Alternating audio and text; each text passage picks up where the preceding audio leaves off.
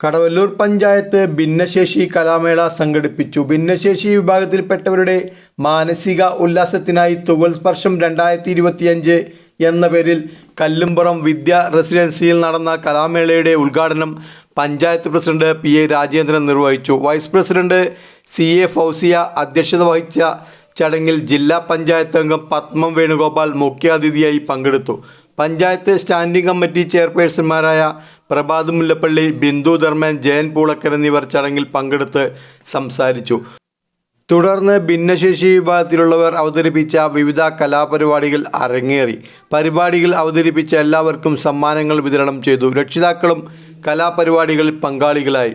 കലാമേളയ്ക്ക് panchayat ICDS supervisor Aswathy, anganwadi അധ്യാപകർ, ഹെൽപ്പർമാർ, വിവിധ ward മെമ്പർമാർ എന്നിവർ നേതൃത്വം നൽകി. പള്ളിക്കുന്നിലെ മുറ്റത്ത് പട കുഴിക്കന്തമൊരു